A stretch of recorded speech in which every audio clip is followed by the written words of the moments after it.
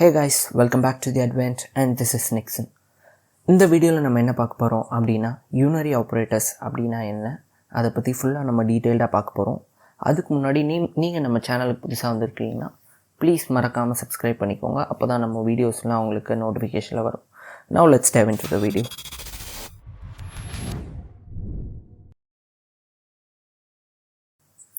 So யூனரி operators அப்படின்னா என்னென்னா just ஒரு காமனான ஆப்ரேட்டர்ஸ் தான் ஆக்சுவலாக. ஸோ இது ரொம்ப காம்ப்ளிகேட்டடாகலாம் இருக்காது. ஸோ ரொம்ப சிம்பிளாக தான் இருக்கும். ஸோ ஃபஸ்ட்டு வந்து நம்ம பாசிட்டிவ் யூனரி ப்ளஸ் அப்படின்னா என்ன அப்படின்றத பார்ப்போம். யூனரி ப்ளஸ்னால் ஒன்றுமே கிடையாது. அது வந்துட்டு நீங்கள் ஒரு பாசிட்டிவ் வேல்யூ ஆட் பண்ணுறப்போ நீங்கள் வந்து ஒரு ப்ளஸ் போடுவீங்களா மேத்தமெட்டிக்கல் நொட்டேஷன்ஸில். ஸோ ஒரு பாசிட்டிவ் வேல்யூ அப்படி இருக்குன்னா அதுக்கு முன்னாடி ஒரு ப்ளஸ் போடுவீங்க. ஸோ அதை நீங்கள் மென்ஷன் பண்ணுறதுக்கு யூஸ் பண்ணுறது unary plus and unary minus. Unary மைனஸ்னால் ஒரு நெகட்டிவ் வேல்யூவை வந்துட்டு நீங்கள் முன்னாடி போடுறீங்க அப்படின்னா ஒரு நெகட்டிவ் வேல்யூ எப்படி நீங்கள் ரெப்ரசன்ட் பண்ணுவீங்க அப்படின்றத வந்துட்டு ஃபுல்லாக காமிக்கிறதுக்கு பேர் தான் யூனரி மைனஸ். நம்ம வந்துட்டு ஃபஸ்ட்டு இந்த ரெண்டை ஃபஸ்ட்டு நம்ம போட்டு பார்க்கலாம் லைவாக. ஸோ வந்துட்டு என்கிட்ட ஆல்ரெடி 2 வேரியபிள் இருக்குது, ஏ பி அப்படின்னு சொல்லிட்டு 2 வேரியபிள் இருக்குது. எனக்கு வந்து இப்போது வந்து ஏ வந்து எனக்கு பாசிட்டிவ் வேல்யூவாக இருக்கணும், பி எனக்கு நெகட்டிவ் வேல்யூவாக இருக்கணும் அப்படின்னா ஸோ நான் இதுக்கு முன்னாடி ஒரு நெகட்டிவ் வேல்யூ போட்டுட்டு நான் வந்து பிரிண்ட் பண்ணாலே போதும். பிரிண்ட் பண்ணேன்னா இப்போ நான் பி பிரிண்ட் பண்ணுறேன்.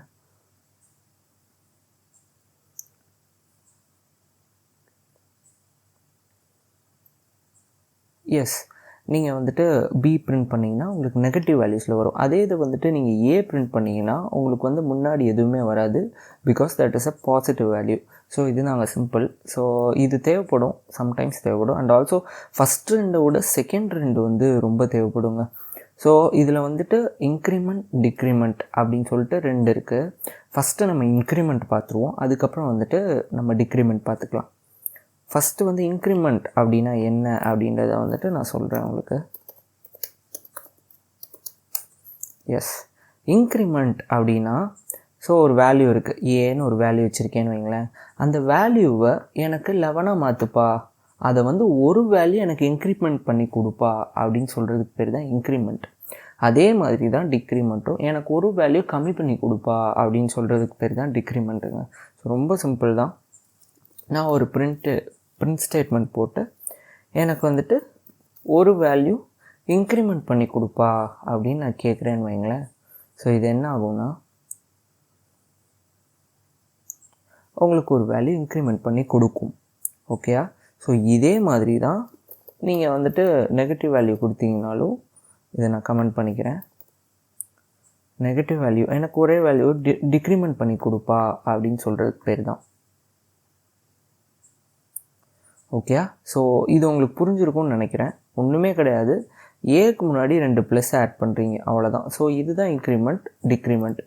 ஸோ இதில் வந்துட்டு 2 வகையாக இருக்குங்க. ரொம்ப முக்கியமான விஷயம், அதை நீங்கள் நல்லா அண்டர்ஸ்டாண்ட் பண்ணிங்கன்னா இது ஆக்சுவலாக ஒரு இன்டர்வியூ கொஸ்டின். லைக் ஜோஹோ மாதிரி பெரிய கம்பெனிஸில் கூட இந்த இன்க்ரிமெண்ட் டிக்ரிமெண்ட்ஸ் வச்சு உங்களுக்கு நிறைய கொஷின்ஸ் வரும். நீங்கள் டிசிஎஸ் என்கியூடி ப்ரிப்பேர் பண்ணிங்கனாலும் சரி, ஜோஹோடைய ஆப்டிடியூடுக்கு ப்ரிப்பேர் பண்ணாலும் சரி, இன்க்ரிமெண்ட் டிக்ரிமெண்ட் பற்றி நிறையா வரும். ஸோ இப்போ நம்ம பார்த்தது என்னென்னா ப்ரீ இன்க்ரிமெண்ட். ஓகேயா? ஸோ ப்ரீ இன்க்ரிமெண்ட், ப்ரீ இன்க்ரிமெண்ட்னா முன்னாடியே எனக்கு இன்க்ரிமெண்ட் பண்ணியிருப்பா அப்படின்னு அர்த்தம். ஓகேயா? ஸோ ப்ரீ இன்க்ரிமெண்ட்டில் என்ன பண்ணுறீங்கன்னா முன்னாடியே உங்களுக்கு 2 ப்ளஸ் கொடுத்துட்றீங்க. ஸோ இதுக்கப்புறம் என்ன இதில் மெயின் திங்காக நான் சொல்ல வர்றது என்னென்னா, இப்போ வந்துட்டு ஒரு வேல்யூ நீங்கள் இன்க்ரீஸ் பண்ணிட்டீங்களா, இப்போ 10 ஆல்ரெடி இருக்குது, அதோடு நீங்கள் ஒரு வேல்யூ இன்க்ரீஸ் பண்ணியிருப்பீங்க. ஆனால் இது என்ன ஆகும்னா உங்களுக்கு பிரிண்ட் ஸ்டேட்மெண்ட்டில் மட்டும் வராது. இது வந்து என்ன ஆகும்னா இந்த ஏன்ற வேல்யூவில் +1 ஆக்சுவலாக ஆயிரும். ஏன் சொல்கிறேன்னா, இப்போ நீங்கள் வந்துட்டு திருப்பி அந்த ஏ வேல்யூ பிரிண்ட் பண்ணிங்கன்னா உங்களுக்கு இங்கே உள்ள ஏ வேல்யூ உங்களுக்கு பிரிண்ட் ஆகாது. உங்களுக்கு என்ன ஆகும்னா ஸோ அந்த இன்க்ரிமெண்ட்டான வேல்யூ தான் பிரிண்ட் ஆகும். நீங்கள் வேணால் ட்ரை பண்ணி பாருங்கள். ஓகேயா? ஸோ நம்மள்ட்ட வந்துட்டு 10 இருக்குது, 10 வந்து ஒரு வாட்டி இன்க்ரிமெண்ட் பண்ணுறீங்க. அது இன்க்ரிமெண்ட் பண்ணதுக்கப்புறம் அந்த 10 வந்து உங்களுக்கு 11 மாறிடுச்சு. ஸோ இதுதான் ப்ரீ இன்க்ரிமெண்ட். ஓகேயா? ஸோ என்ன ஆகுது, ஃபஸ்ட்டு வந்து 10 வந்து ஒரு வேல்யூவால் இன்க்ரீஸ் ஆகுது, அந்த வேல்யூவால் சரி இந்த ஃபஸ்ட்டு வேல்யூக்கு பதில் இதை வந்து நீங்கள் 1ன்னு வச்சுக்கோங்க. ஸோ 1 + 10ன்றது என்ன ஆகும், உங்களுக்கு வந்து 11 ஆயிரும். ஸோ இந்த இடத்துல உங்களுக்கு 11 ஆயிடுது. அந்த 11 அப்படியே இந்த இடத்துல வந்தது. இதுதான் ப்ரீ இன்க்ரிமெண்ட். இதே இது நீங்கள் போஸ்ட் இன்க்ரிமெண்ட்டுன்னு வைங்களேன்.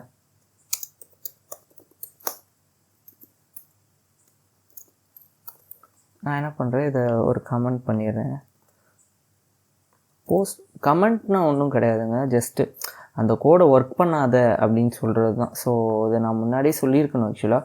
ஸோ டபுள் ஸ்லாஷ் யூஸ் பண்ணியிருப்போம். ஸோ வந்து இந்த கமெண்ட்டுன்றது ஒன்றுமே கிடையாது. அந்த கோடை எனக்கு வேலை பார்க்காம சும்மா ஒரு டிஸ்கிரிப்ஷனாக எனக்கு மென்ஷன் பண்ணணும் அப்படின்றதுக்கு பேர் தான் நம்ம கமெண்ட் யூஸ் பண்ணுவோம்.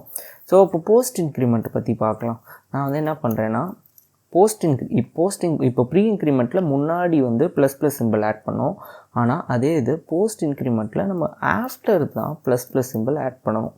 ஸோ இப்படி ஆட் பண்ணுறீங்க அப்படின்னா இந்த இடத்துல உங்களுக்கு வந்து 10 வந்து இன்க்ரிமெண்ட் ஆகாது. ஓகேயா? ஸோ அந்த இடத்துல என்ன ஆகுதுன்னா, ஃபஸ்ட்டு அந்த ஏ வேல்யூவை எனக்கு பிரிண்ட் பண்ணிடு. ஸோ போஸ்ட் இன்க்ரிமெண்ட்லாம் நீங்கள் என்ன சொல்கிறீங்கன்னா, எனக்கு வந்து ஃபஸ்ட்டு ஏ வேல்யூவை எனக்கு பிரிண்ட் பண்ணியிருப்பா, அதுக்கப்புறம் அந்த ஏ வேல்யூவை எனக்கு 1 இன்க்ரிமெண்ட் பண்ணிடு அப்படின்னு சொல்கிறது தான். ஸோ நீங்கள் திருப்பி இப்போது ஏ வந்துட்டு நீங்கள் பிரிண்ட் பண்ணிங்கன்னா உங்களுக்கு தெரியும். ஓகே, இந்த ஃபஸ்ட் இடத்துல அது வந்து அது இருக்கிற வேல்யூ தான் பிரிண்ட் ஆகுது. ஆனால் செகண்ட் இடத்துல என்ன ஆகுதுன்னா, உங்களுக்கு வந்து செகண்ட் டைம் போகிறப்போ அந்த வேல்யூவே சேஞ்ச் ஆகிடுது. இதுதான் போஸ்ட் இன்க்ரிமெண்ட் ப்ரீ இன்க்ரிமெண்ட்டுக்குரிய மெயின் டெஃபினேஷனுங்க. இது ரொம்ப ரொம்ப இம்பார்ட்டண்ட்டான டெஃபினேஷன். உங்களுக்கு புரியலட்டுனா ஃபஸ்ட் டைம் புரியாத மாதிரி இருக்கும். பட் நீங்கள் போட்டு பார்க்குறப்போ உங்களுக்கு கண்டிப்பாக இது அண்டர்ஸ்டாண்ட் ஆகும். ஸோ ஒரு ஓவர்வியூ நான் உங்களுக்கு கொடுத்துருக்கேன். இதை வந்து நீங்கள் திருப்பி போட்டு ட்ரை பண்ணால் தான் உங்களால் ப்ராப்பராக பண்ண முடியும். ஸோ இதே மாதிரி தான் டிக்ரிமெண்ட். ஸோ டிக்ரிமெண்ட்லேயும் அதே தான். ஸோ பெரிய மாற்றம்லாம் வராதுங்க. ஸோ நான் என்ன பண்ணுறேன், இதில் வந்து டிக்ரிமெண்ட் பண்ணுறேன். இது வந்து ப்ரீ டிக்ரிமெண்ட்.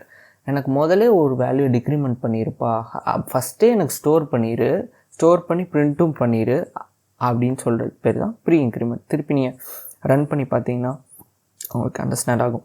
பார்த்தீங்களா? ஸோ இதில் ரிசல்ட்டில் என்ன பண்ணுறேன், ஃபஸ்ட்டு வந்து எனக்கு வந்து டிக்ரிமெண்ட் பண்ணி எனக்கு ஒரு வேல்யூ பிரிண்ட் பண்ணு, அதுக்கப்புறம் அந்த வேல்யூ பிரிண்ட் பண்ணு. ஸோ இதுதான் நீங்கள் சொல்ல வருது. ஸோ அதே மாதிரி தான் போஸ்ட் இன்க்ரிமெண்ட்டை நீங்கள் ஒரு வாட்டி ட்ரை பண்ணி பார்த்துக்கோங்க. ஸோ நீங்கள் ஆனால் இது நல்லா உங்களுக்கு ட்ரை பண்ணி, ஏன்னா இது வந்து ரொம்ப ரொம்ப இம்பார்ட்டண்டான கொஷின் ஆக்சுவலாக. போஸ்ட் இன்க்ரிமெண்ட்டுக்கும் ப்ரீ இன்க்ரிமெண்ட்டுக்கும் உள்ள டெஃபினேஷன் வந்து பெரிய கம்பெனிஸ் கொண்டு அவங்க வந்து கேட்டுட்ருக்காங்க. ஸோ ரொம்ப ரொம்ப இம்பார்ட்டண்டான ஒரு கொஷினை. ஸோ நீங்கள் ட்ரை அவுட் பண்ணி பாருங்கள். ஸோ நான் லெட்ஸ் ட்ரை. அதே தான். ஸோ இங்கே என்ன ஆகுதுன்னா, எனக்கு உங்களுக்கு அதே வேல்யூ பிரிண்ட் ஆகுது. ஆனால் அதே வேல்யூ பிரிண்ட் ஆகி இந்த இடத்துல உங்களுக்கு மைனஸ் ஆயிடுது. ஸோ மைனஸ் ஆகிட்டு கீழே வந்து என்ன ஆகுதுன்னா, அந்த மைனஸ் ஆன வேல்யூ பிரிண்ட் ஆகுது. ஸோ இதுதான் நீங்கள் குழப்புற மாதிரி இருக்கும். பட் நீங்கள் போட்டால் மட்டும்தான் இது அண்டர்ஸ்டாண்ட் ஆகும். ஸோ அதனால தான் நான் திருப்பி இது சொல்கிறேன். நான் ரொம்ப ஸ்ட்ரெஸ் பண்ணி சொல்கிறேன்னா அவ்வளோ இம்பார்ட்டன்ஸ். நானே வந்து இனிஷியல் டைமில் இதுக்கு ஸ்ட்ரகிள் பண்ணியிருக்கேன். இனிஷியலாக நான் கற்றுக்கிற நேரத்தில் எனக்கு வந்துட்டு இது ரொம்ப ஸ்ட்ரகிளாக இருந்துச்சு. ஃபஸ்ட்டு எனக்கு அண்டர்ஸ்டாண்டே ஆகலை. பட் லேட்டர் நான் போட்டு பார்த்ததுக்கப்புறம் தான் எனக்கு புரிஞ்சிச்சு. அதனால தான் நான் வந்து உங்களுக்கு என்னால் எவ்வளோ புரிகிற மாதிரி இதை சொல்லித்தர முடியுமோ அவ்வளோ சொல்லி கொடுத்துருக்கேன். அண்ட் ஆல்சோ நீங்களாக போடாத வரைக்கும் இது வந்து உங்களுக்கு அண்டர்ஸ்டாண்ட் ஆகாது. ஓகே, அவ்வளோதாங்க. ஸோ யூனரி ஆப்ரேட்டர்ஸ் அவ்வளோதான். மொத்தமாக நம்ம 4 யூனரி ஆப்ரேட்டர்ஸ் பார்த்துருக்கோம். Unary plus, unary minus, increment, decrement. டிக்ரிமெண்ட்டில் போஸ்ட் இன்க்ரிமெண்ட்டும் ப்ரீ இன்க்ரிமெண்ட் பார்த்துருக்கோம், போஸ்ட் இன்க்ரிமெண்ட் பார்த்துருக்கோம். ஸோ இந்த 4 விஷயம், இந்த 2 விஷயத்த நீங்கள் திருப்பி போட்டு பாருங்கள். அவ்வளோதான் கைஸ். தேங்க்ஸ் ஃபார் வாட்சிங். Please do subscribe to the advent. And உங்களுக்கு எதுவும் சஜஷன்ஸ் இருந்தால் please don't hesitate to comment us guys. Thank you guys. Bye.